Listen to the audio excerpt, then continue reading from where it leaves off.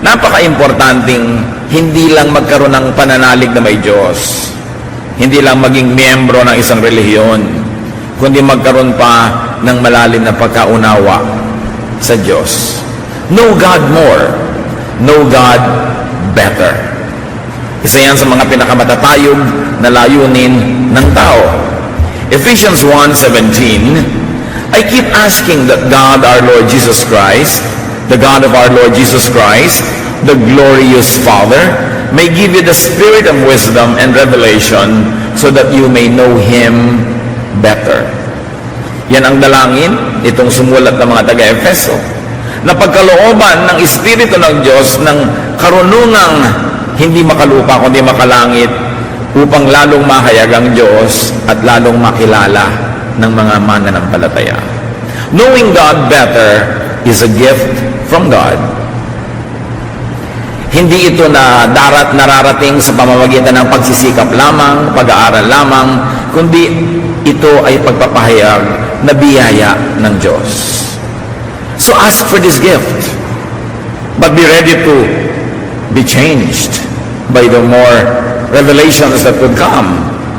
Sapagkat habang lalo nating nakikilala ang Diyos, lumalalim ang pagkakaalam natin tungkol sa Kanya, ay magkakaroon ng mga pagbabago sa ating pananaw, pagbabago sa ating pagkilos at mga pagpapahalaga. Bakit kailangan pang lalong makilala ang Diyos? Why is there such a great need to know God more? Because what you know now about God could have been shaped only by religious instruction or doctrine. Hindi malayo na ang pagkakaunawa natin tungkol sa Diyos ay hinubog lamang ng ating relihiyon. Kaya iba-ibang taong iba-iba ang relihiyon ng kinasalihan, iba-iba ang pagkakakilala sa Diyos. Siyempre, nagpapaligsahan naman ng bawat relihiyon para sabihin sila lang yung tama at yung iba ay mali. But usually what we know of God is controlled by religious officials, religious committees, or councils. Mga grupo ng taong matataas ang posisyon, magaganda kumisa ng mga suot, at sila ang nagsasabi, ito ang Diyos, ito ang dapat mong malaman tungkol sa Diyos, at ito ang kahulugan ng salita ng Diyos. It's possibly correct, but also possibly biased, myopic, self-serving. That's why religious groups oppose one another. Will all subscribe to the idea that there is really one supreme God, creator of all. Iba-iba kasi ang pananaw ng mga relihiyon. So what we know now about God could have been shaped only by culture and tradition. That's why even Filipino Catholics have a different point of view of God from, let's say, Spanish Catholics or German Catholics or American Catholics. Pare-parehong Catholics yun. Kasi may kultura, may tradisyon. What you know about God could be shaped by myth and legend, by imagination. Maaari rin naman na marami nating ideya tungkol sa Diyos ay guni-guni, haka-haka, sabi ni Lola, sabi ng kutsero, sabi ng beautician. Paano natin susuriin kung ang alam natin tungkol sa Diyos ay tama nga? What we know about God could have been shaped only by intellectual discourse and philosophy. Marami naman talagang pinisikat nila unawain ng Diyos sa pamamagitan ng filosofiya. Pag-unawa, pagsaliksik, pag-aaral ng bawat salita sa Biblia at pinagmulan nito, ano ang kahulugan ng mga salitang ito, etc., etc. Mahalaga ang lahat ng binanggit natin, pero hindi yun sapat. Because understanding God through intellectual discourse and philosophy could be putting God inside man's brain. And the brain is a very small box. Kung iaasa lang natin ang pagkakilala natin sa Diyos sa kayang unawain ng utak, alam naman natin makitid ang utak ng tao. Mababaw ang utak natin, so paano ito dadaanan ng lahat ng dakilang karunungan tungkol sa Diyos kung ito mismo ay makitid? We know that the human mind could be very limited. So how could this very limited channel fully access the divine? Paano maaaring dumaan mula sa makitid na utak ng tao ang lahat ng malawak na karunungan tungkol sa Diyos at karunungan ng Diyos? At paano natin mababatid, mauunawa ito samantalang napakalimitado ng ating alam? Kahit mga college graduates, wala pa yatang 10% ang pinag-aralan noon ang natatandaan. Yung pang hindi nag-aral, yung pang hindi hasa, yung hindi bihasa. Ano pa ang alam nun? Kaya mga taong mayayabang, nagdudunong-dunungan, ay yung mga tao talagang mangmang. Kasi ang tunay na marunong, ang alam niya, wala siyang alam. Compared sa dapat kanyang malaman. What we know about God could have been shaped by all what we have mentioned or a salad of these things. Nagkahalo-halo na, naging bulang lang ang pagkakaalam natin tungkol sa Diyos. Kaya litong-lito ang mga tao. What you know about God could be partially right and partially wrong. Or it could be horribly wrong. Tulad ng puna ng Panginoong Yesus sa mga relihiyoso sa kanyang panahon. Matthew 22:29, Jesus answered, "You are completely wrong. You don't know what the scriptures teach, and you don't know anything about the power of God." Sino ang kausap niya? The religious leaders of Israel. If Jesus would say that the religious leaders of Israel were completely wrong, that they don't know what the scriptures teach, and they don't know anything about the power of God, well, they have devoted their entire lives to religion. What else could be said of people who devote less energy to knowing God? Sila na yun, tayo pa kaya? Mahalagang patuloy na saliksikin kung sino ang Diyos, ano ang kanyang kalooban, at ano ang kanyang katuruan. Meanwhile, ang sabi sa Ephesians 1:17 na binasa natin sa pasimula, the spirit of wisdom enables a person to know God better. Sino daw ang tunay na makakapagturo tungkol sa Diyos? Ang Espiritu. Ang Espiritu ng karunungan na ipinagkakaloob. That is why the gift of God through Jesus is the Holy Spirit. Because God wanted to be revealed through Jesus. And the agent is the Holy Spirit of God. John 16:13, the Spirit shows what is true and will come and guide you into the full truth. The Spirit doesn't speak on His own. He will tell you only what He has heard from me, and He will let you know what is going to happen. The Lord Jesus speaking. Sabi niya, ang Espiritu ang magbubukas ng inyong isip. Ang Espiritu ang magpapakilala sa inyo sa Ama. Ang Espiritu ang magtuturo sa inyo. So what people need to know God more are not more scriptures, not more verses. So dinami-rami nga niyan, hindi na mapag-aralan lahat. Not more priests and theologians, not more religious laws, but spiritual understanding and discernment. Ang tunay na kailangan natin ngayon ay hindi mga karagdagang pang mga banal na kasulatan, hindi karagdagang mga pare o mga pastor o mga theologian, hindi karagdagang pang mga regulasyones, kundi espiritual na pagkakamulat. Lampas sa utak, lampas sa isip, lampas sa kaugalian, lampas sa dati ng alam. Then wisdom is what we need to apply what we will understand to daily life and to eternity. Kaya po magulo ang mga relihiyosong tao. Troubles come from intellectualization. Sobrang pinapagana ang utak. Kaya kita nyo, yung mga marurunong, walang ginawa kundi magtalo. Mas lumalalim nga ang pag-aaral sa mga Bible schools, mas kumisan, mas nakakalug ang pananalig. Dahil ini-intellectualize ang spiritual truth. Over-theologization. Sobrang inilalagay sa kahon ng pagkaunawa ng Diyos, sa Diyos. Kaya pag sinasabi mo, sasali ka sa isang church, ano po ang inyong statement of faith? The statement of faith, of course, is nothing but an interpretation of Scripture or a formal declaration of what they believe in. It doesn't always have to mean the exact will of God for His people or for the church. Sobra ang pag-intellectualize, ang pag-theologize, at sobra ding literalization. O bakit ka kumakain yan? Sabi ng Bible, eto. O ba't ganyan ang suot mo? Sabi ng Bible, eto. Sobrang literal. Wala ng contextualization na nagaganap. In other words, one of the problems with the intellectual approach to understanding God is the over-universalization of snapshots. Alam natin kung anong snapshot. Pag pumunta kayo sa mga ATM machines, gusto nyo malaman ang balance ng inyong account, bibigyan kayo ng snapshot. Etong pera mo ngayon. Hindi ibig sabihin na yan ang pera mo kahapon at yan ang pera mo next month.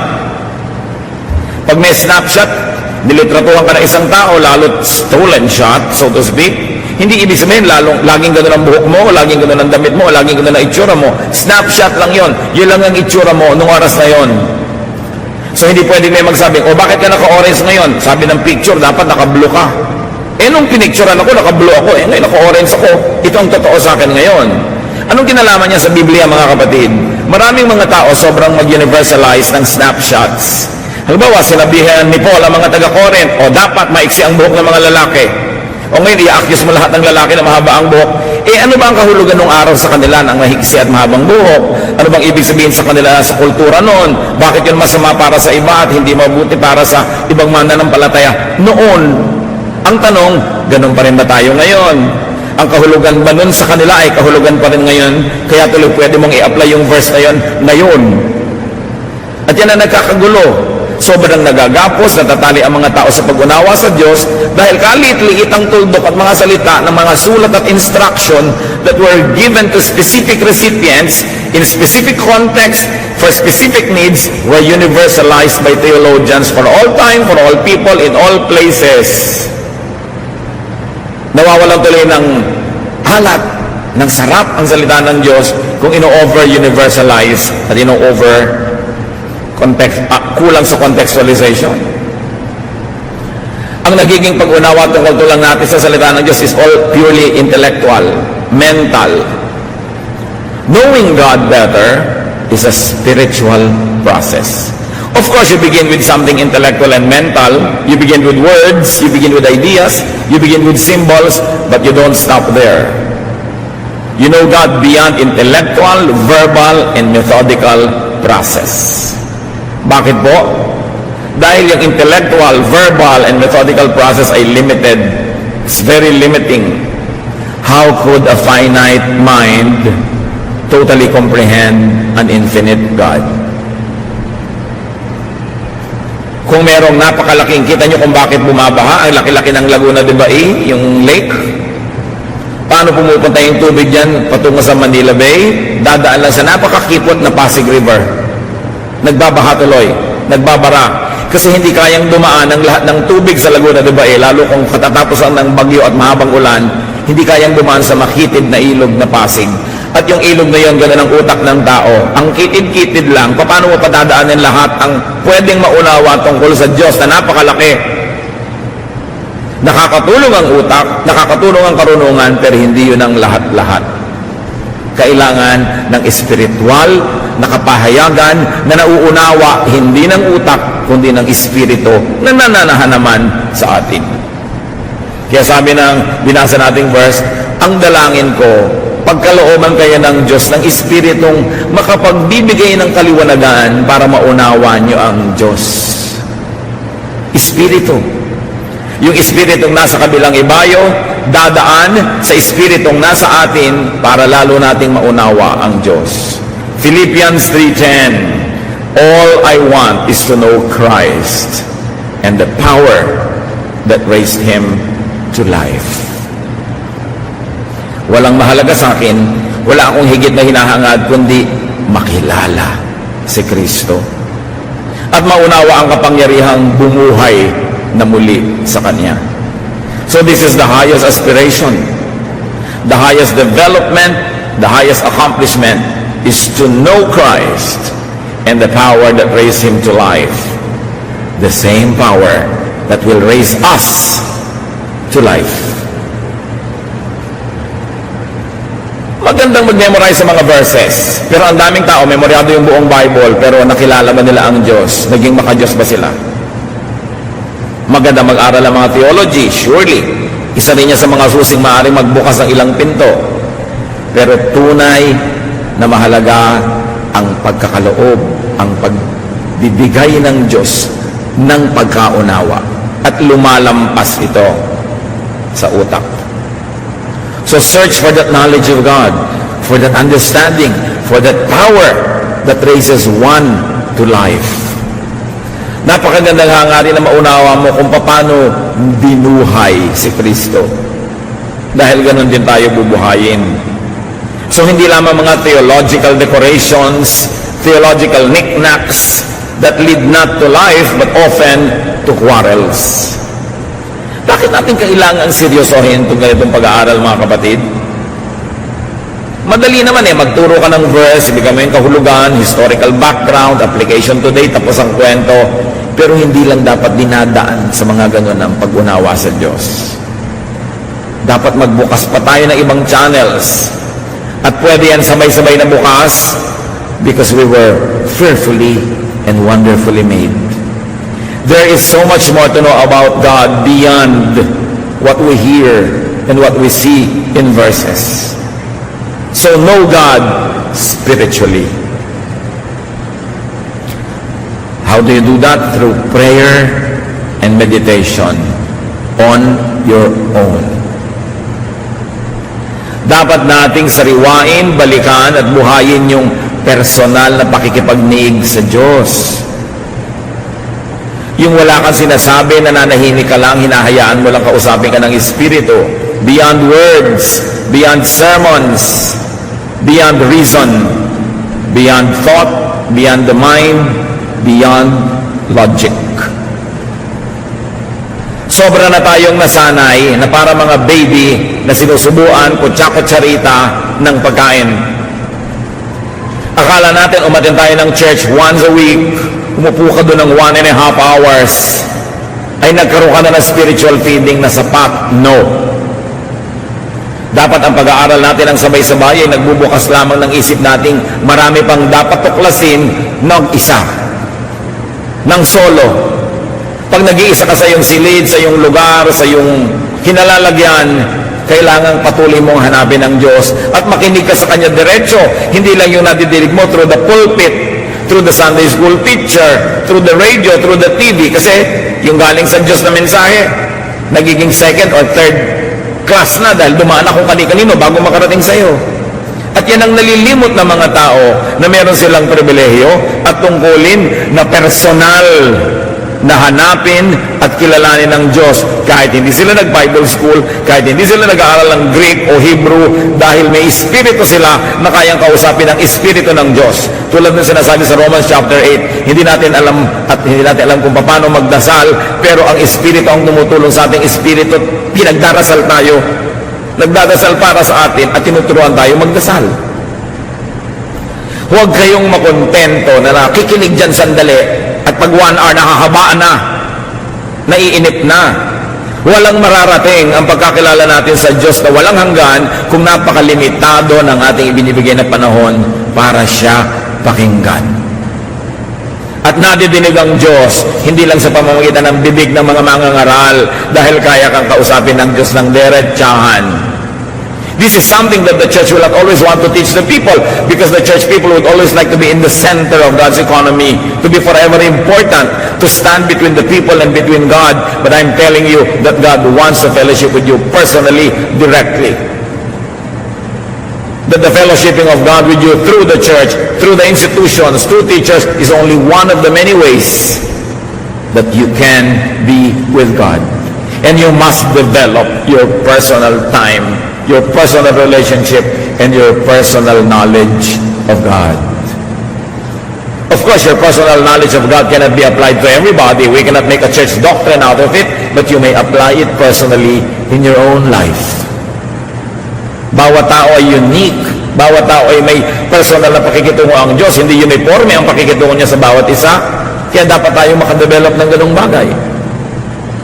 Yung mga karunungan, yung mga theology, yung mga sermon, these are mental constructs and they could become filters, molds, obstacles even, limits, and hindrances in understanding the divine. Kaya nakikita nyo ang mga tao kuminsan, pagka nakinig kay Speaker A, nagiging korteng A ang utak. Pag tagasunod na Speaker B ang utak. Kaya nagbabangay-bangayan, pero alam nyo, there's only one God. It helps that some people who are trained, who study more, who devote more time to understanding Scripture, are able to minister to us, who devote less time. But these are not the only ways that God can teach us. Tungkulin natin sa ating sariling magkaroon ng diretsahan, tuwiran, at personal na pakikipagtalastasan sa Diyos.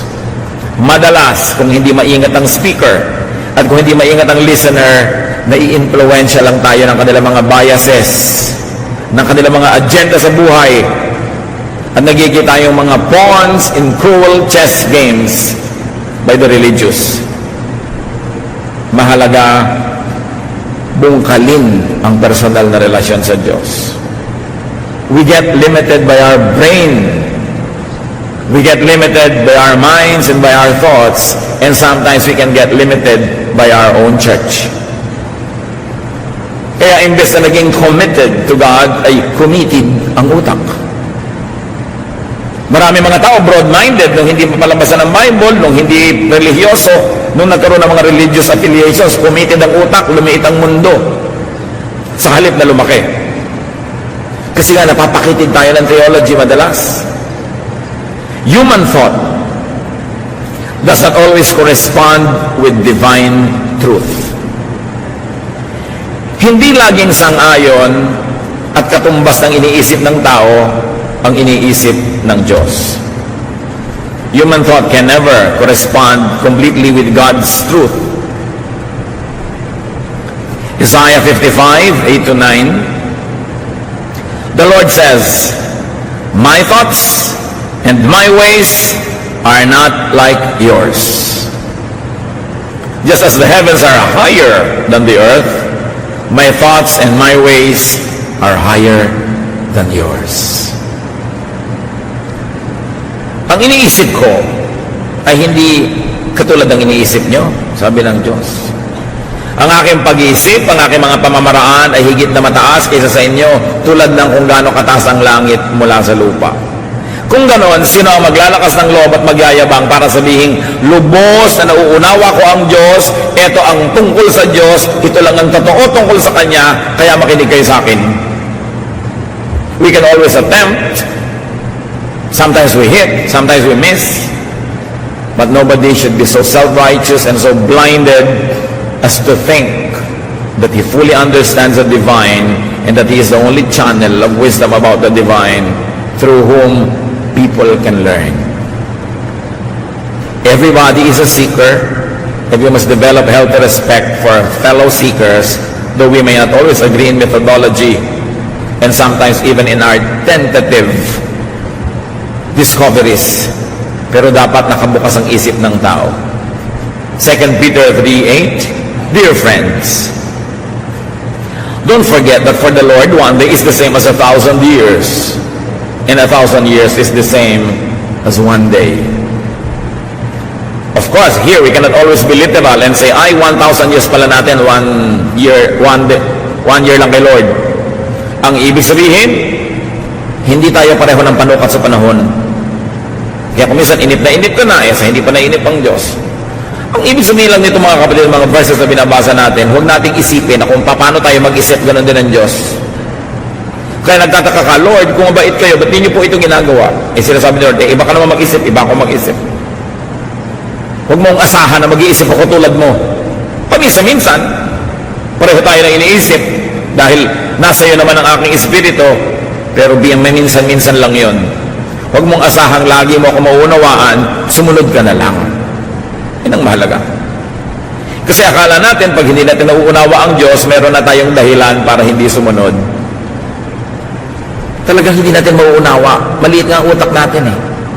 Pero patuloy tayo nagtatangka, paano lumaki-laki naman ang pag-aunawa natin bago tayo humarap ng mukhaan sa Panginoon? So know God personally. Beyond, without institutionalized doctrine or philosophy. When we are all together, we subscribe to a common doctrine and philosophy and method so that there will be unity. But in your private life, in your private time and space, develop a kind of relationship with God that is unique to you. Because we are the temple of the Holy Spirit. We can correspond directly with God. So, kung iba ang gusto nyong paraan ng pag-awit, gawin nyo. Pero pag nag-iisa kayo, para hindi makagulo sa iba. Meron kayong mga paniniwalang sobrang kakaiba sa paniniwala ng iba, hindi i-apply nyo sa inyong personal na buhay, pero niyo kailangang idikta, ituro, at hanapan ang lahat ng kapatiran na yun din ang paniwalaan. Merong isang paniniwala tayo, mga activities, mga gawain na para sa ating lahat, para may kaayusan. But in your own free time, free space, be the individual believer that you can be. At kahit saan ka pumukol, tatama ka sa langit dahil napakalaki nun. You can never miss God. Each person has God's Spirit. Each person is God's creation in His image. Therefore, each person has the privilege and duty to know God personally. Although we know God corporately as a fellowship, as a church, and whenever we are together for the sake of order, we observe decorum, we observe commonalities. But personal ways of approaching God may be applied in your personal worship. So how do you know God? Through personal reflection. Iba naman yung sabay-sabay tayo nag-aaral, then we all are subjected to, or we are all exposed to the same ideas, but you reflect on this personally and you make personal applications. Huwag lang iasa sa specialists. Tao lang din sila. Kahit gaano kataas ang posisyon, kahit gaano kalaki ang organisasyon, tao pa rin ang bawat isang individual na nandyan, tulad mo, tao rin. Kaya meron kang karapatan, pribilehiyong humarap sa Diyos personally, to hear God's voice, and to get instructions from God directly. We only have to have filters dahil baka naman yung akala mo, instruction from God, imagination mo pala, o desire mo lang pala yun. Kaya maganda rin may counsel, nagpapapayo tayo sa mga mas bihasa, para mas makita natin kung kaya ba natin iniisip na yun ang gusto ng Diyos, dahil pala gusto lang naman natin talaga at ipinipilit natin at naghahanap lang tayo ng sangkalan o kakampi. Napakaraming personal na pagkakakilala sa Diyos sa labas ng templo, kahit sa Old Testament. Napakaraming revelation ng Diyos sa mga personal na mga individual, hindi pinadaan sa religious institutions, although may pinapadaan din sa religious institutions. So know God experientially sa pamamagitan ng ating karanasan. Lasapin ang Diyos. Exodus 33:13, sabi ni Moses, "If you are pleased with me, teach me your ways, so I may know you and continue to find favor with you." Paano sinisikap ni Moses na makilala ang Diyos? Ang laki-laki ng Diyos, alin ang uumpisahan niya? Sabi niya, ipahayag niyo sa akin ang inyong mga pamamaraan, ang inyong methods, your ways. And by knowing your ways, I will begin to know you. By knowing your methods, by knowing the way you do things, then I will have tools to know you more. Knowing God's ways leads to knowing God. And the ways of institutional religion are not always God's way. Alam niyo kung paano napakarami nagkaroon ng mga religious wars? Hindi yan ang way ng Diyos. The way of Jesus is peace. Kaya nung siya aarestuhin sa halamanan, naglabas ng sandata ang isa sa mga kanyang mga alagad at tinaga yung isang taong dumating. Sabi ng Panginoon, itago mo yung sandata mo. Kung gusto ko ng gyera, kaya kong tumawag ng mga bata-batalyong anghel para makipaggyera. But that is not my way. So whenever you see religious wars, you know that it is only the way of men, the way of religions, but not the way of God. And in that case, religious groups misrepresent God. Kaya kailangan nakikita natin yon. Know God through His dealings with you and others. Alam niyo ba na kung bubuksan niyo lang mga kapatid ang inyong mata at tainga, be observant, makikilala niyo ang Diyos kung paano siya sumasagot sa inyong mga dalangin. Kasi lagi siyang sumasagot. Yes, no, later, sagot yon. Kung paano siya nagpapahayag sa pamamagitan ng mga mumunting mga himala na hindi niyo napapansin. Ang sarap na magbukas ng mata, magbukas ng pakiramdam, at damahin nyo ang pagtuturo, pag-aakay sa inyo ng Diyos araw-araw, laging nandun. Hindi lang kasi tayo nakatune in. Wala tayong inaabangan kundi mga dagat na mabiyak, mga tala na bumaba, umakyat, maraming himala araw-araw. Yung mananalangin lang kayo, lalo yung mga talagang nananalig, humihingi ng signs, nakakakita sila. Lord, ano po bang gagawin ko? Nakakalito naman. Ang sasagutin ko ba, itong si manliligaw A, B, or C, please give me a sign. And they see signs. Kaya lang, don't be deluded and don't be deceived by your emotion. Kailangan, sinusuri, pero meron. Buhay ang Diyos. Kumikilo siya. Sangkot siya sa buhay natin araw-araw. Kailangan lang nating makita. Hindi lang sa verse na nakikita. Hindi lang sa sermon. Araw-araw. Kasi kasangkot siya at mahal niya tayo. Observe. Know God through the way God moves in your life. You don't need somebody else's life to show you this. You have your own life, which is the palette through which God paints. Parang isang tanghala ng ating sariling buhay na doon nakikita ang performance ng Diyos. Kailangan lang nating magbukas ng pananaw. God can be experienced. You don't only hear about God, you don't only hear God's words, experience God.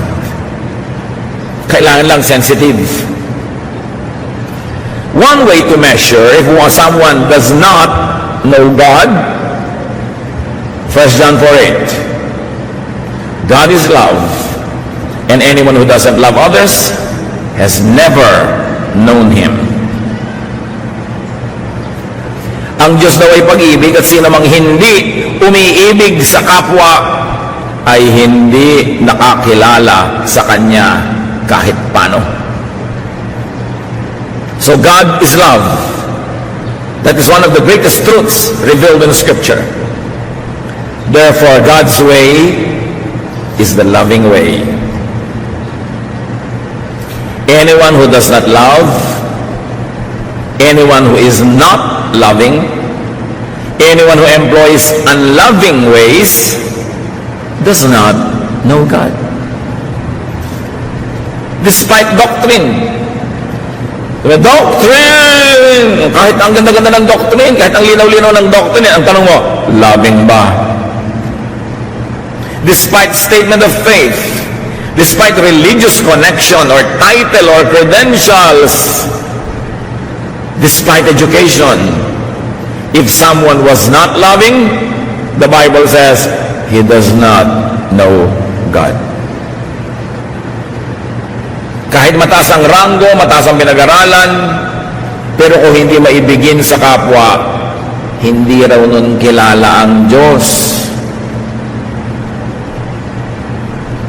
He could believe in God, no doubt. He could be religious. But still, he does not know God. So sinusuri mo ang tao, paano ka maniniwala sa kanya, paano ka susunod, hindi dahil sa kaistriktuhan, hindi dahil sa karunungan, hindi dahil sa title, kundi maibigin ba? Ang pamamaraan ba niya ay maibigin o malupit? Ang pamamaraan ba niya ay mabait o hindi mabait? Ang pamamaraan ba niya ay matulungin o pabaya? Sabi, doon mo makikilala kung talagang nakakakilala sa Diyos. Pag-ibig ang pinakadakila sa lahat. More than doctrine, more than theology, more than statement of faith is love.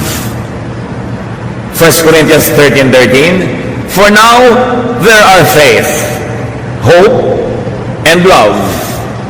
But of these three, the greatest is love. Sabi, kahit pabalik-baliktarin mo pa lahat ng paniniwalaan, doktrina, faith, etc., pag-ibig pa rin ang pinakamahalaga. Why? Because God is love. Love is the greatest doctrine. Halimbawa, sumasali ka sa church, ano ba bang doktrina nyo dito? Bautismong lubog, wisik, o buhos? Hindi yon. Ang titingnan mo, maibigin po ba kayo? Ano ba ang doktrina nyo? Pre-trib, post-trib, mid-trib. Awayan siyempre ang mga marurunong. Pero sabi, the greatest is love. Eh ano naman ang pakialam ko kung post-trib, mid-trib, o pre-trib kayo. Pero loving ba kayo? Mamahalin nyo ba ako dito sa church na to? O gagamitin nyo lang ako ng 2 taon, 5 taon, pero pag nagkamali ako, sisipain nyo ako, ipapahiya nyo ako sa pulpito. Loving ba kayo? Yan ang tanong. Love by itself is doctrine. Loving is the greatest religious act. That's why Jesus died on the cross. He did not die preaching. He did not die disciplining people. He did not die na namamalo, nagagalit, nanguhusga. He died loving. Ipinapako na nga siya, ang hinihingi pa ng tawad sa Diyos, yung nagpapako, Father, forgive them for they know not what they do.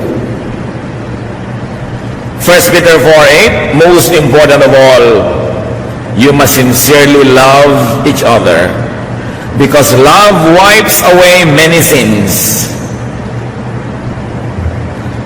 Isipin ninyo, binubura daw ng pag-ibig ang maraming kasalanan. Sa iba, o may kasalanan ka, paano natin buburahin? Paparusahan kita. Pag nasyahan ako sa parusa, o sige, burado. O magmumulta ka, magbabayad ka. Pero sabi ng 1 Peter 4:8, ang pag-ibig, ang tunay na nagbubura ng maraming kasalanan. Na, burahin na natin kasi mahal kita. Pinapatawad ka na kasi mahal ka. Hindi ka kinukonsente, pero tinatanggap ka kahit ano pa man. Tapos patuloy kang mamahalin, tutulungan para bumangon-bango ka kung dati kang napakabadtot. Luminis-linis ka kung kay rumi-rumi, tumawid-tuwid naman kung napakaliko, pero liko-liko, marumi, mabaho, tatanggapin ka because that is love. You are not rejected. That is God's love. But that is not the love of religion. Ititiwalag ka, tatanggalin ka. Kasi hindi ka na magandang example. So, lagi ka na lang tool, instrument. You are never the beneficiary. But Jesus loves. And the church of Jesus must love. Sa pagpapasikat ng iba para masabing tamang-tama, stricto, laging correct, they forget to love. Many people neglect and negate love in the name of religion. That is the worst irony. When religious people, in their attempt at being religious, in packaging and showing themselves as religious, become unkind, especially to their own. Kaya ang babait ng mga churches sa first-time guest, pero ang lupit sa mga workers. Paano yun? Pakitang tao? It is God's love through Jesus that wiped away sin. Not punishment, not doctrine, not ritual, not appearances, but unconditional love. If only the church would return to these basic teachings of Jesus, the church would become the salt of the earth again. What kind of love are we talking about? Love that is enough to forgive. Love that is enough to nourish. So God could be known by opening yourselves up to love. By receiving love. And by actually loving. Isa yan sa mga mabisang paraan para makilala ang Diyos, buksan ang puso sa pag-ibig niya, sa pag-ibig ng iba, tumanggap ng pag-ibig, huwag nang magyabang, huwag nang magsarili, buksan ang puso, at lalo na umibig din. Magpatawad, then maiintindihan mo kung paano nagpapatawad si Jesus at anong kanyang ibinayad ng sarili niya para lang siya makapagpatawad ng iba. By loving, you walk the way of God. Loving is the greatest religious act. So balikan natin yung Ephesians 1:17, and this time I like to read from the Contemporary English Version. I ask the glorious Father and God of our Lord Jesus Christ to give you His Spirit. The Spirit will make you wise and let you understand what it means to know God. So napakahalaga na makilala ang Diyos through spiritual revelation. It's important to know God through an intellectual study, through a mental exercise, but that can never be enough. More than that, the Spirit has to pass through spiritual channels, not only mental channels, because they are limited.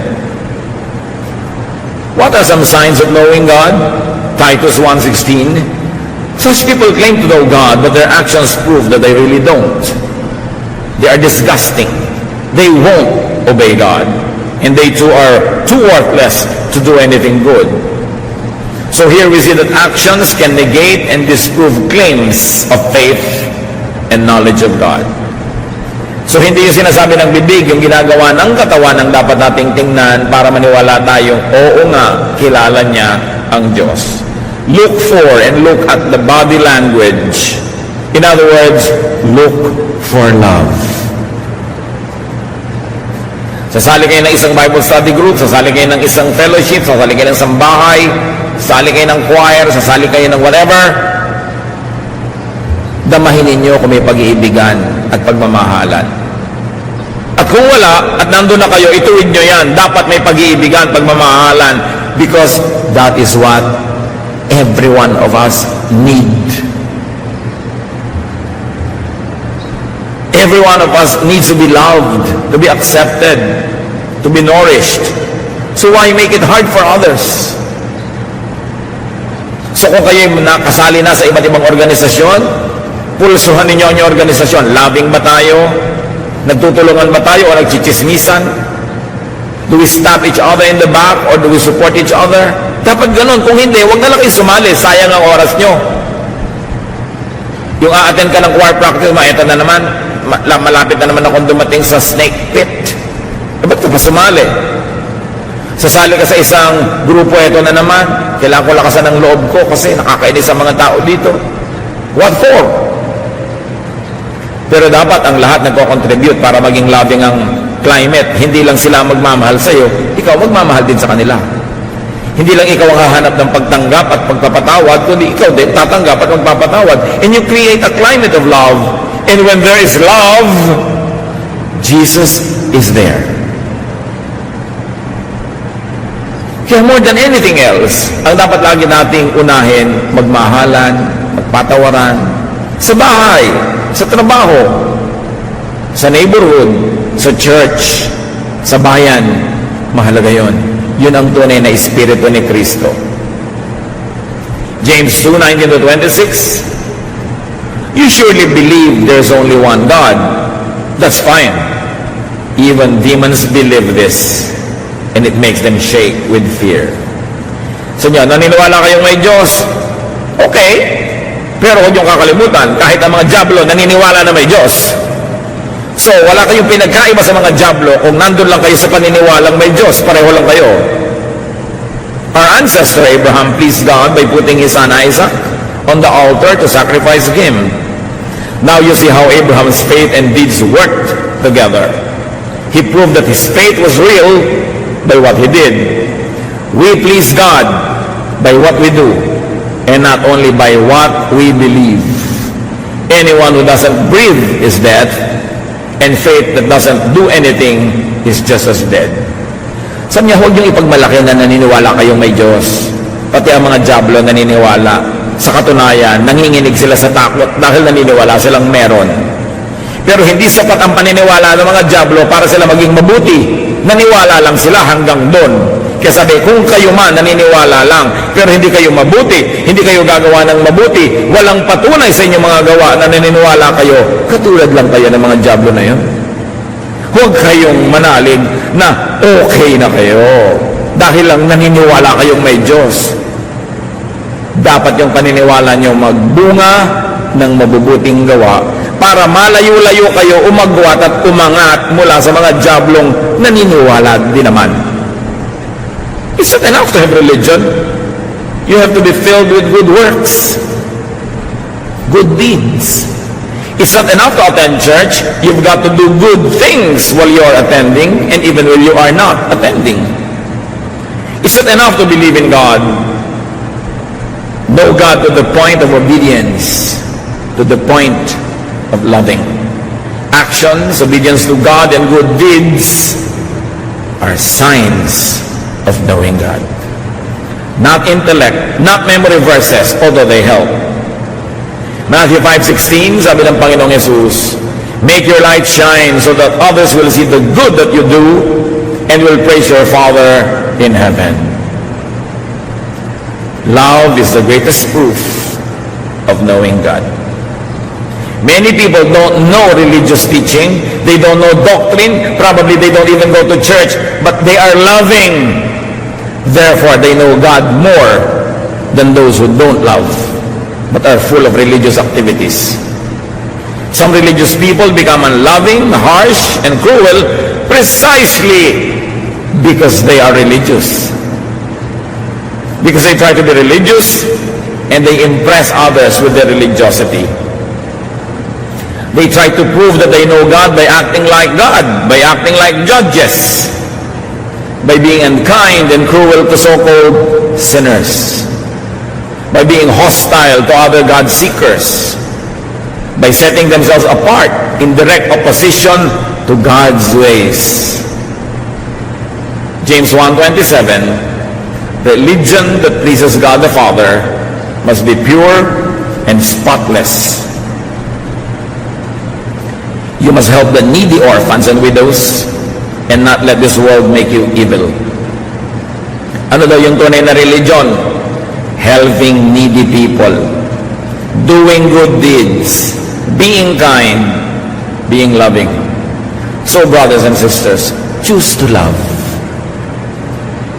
Meron kayong tiya nakakainis, you can choose to love and choose to hate. May kasambahay kayo nakakabuiset, you can choose to love, you can choose to hate. Choose the loving way. Because God is love. That is the way of Jesus. Sayang lahat ang oras natin kung mayroon na naman kayong chance pumili, tas you will choose to hate. May kaharap kayo, you can choose to be kind, but you choose to be unkind. You can choose to forgive, you choose not to forgive. Sayang ang lahat. Dahil sa pag-ibig, sa pagmamahal, nagkakatalo at nasusukat ang bawat tao. 1 John 4:8, God is love, and anyone who doesn't love others has never known Him. So don't just say you believe in God. Know God. Spiritually, intellectually, emotionally, experientially. Seek God on your own, seek God through the church, seek God through other teachers. Maraming paraan, hindi lang isa. But on top of all of that, you want to know God? Love. And you will know God. Dear God, we thank you. We thank you that you are God of love, not of hate. That you are God who forgives, not keep records of our wrongs. Salamat po sa inyong kabutihan. Ang aming dalangin ngayon, maunawa namin ito at maipamuhay. Na maraming paraan para kayo makilala at lahat ng paraan na ito, magbukas kami ng aming puso, espiritu, isip, mga karanasan namin para lalong kumulay, dumami, gumanda ang pagkakilala namin sa inyo. At kung ipakikilala namin kayo sa iba, nawa hindi sa pamamagitan lang ng doktrina, ng pagtuturo at pangangaral, kundi sa pamamagitan ng aming pag-ibig. Because love is the greatest religious act. Teach us to be masters of it. Teach us to be experts at loving. At nawa, Panginoon, patawarin niyo kami sa lahat ng paraan na pinili namin na hindi maging maibigin. Mula ngayon, make us sensitive so that whenever we are confronted with a choice, we will choose to love because you have chosen to love us. Pagbulay-bulayan natin sumandali, let us reflect on these truths silently, and may the Spirit of love continue to fill us with understanding.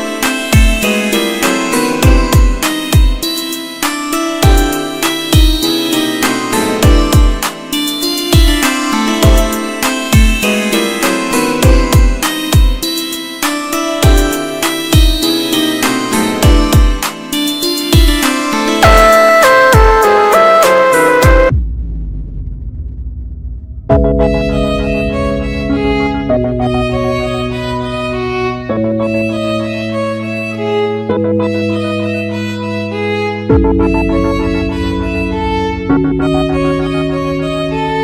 you.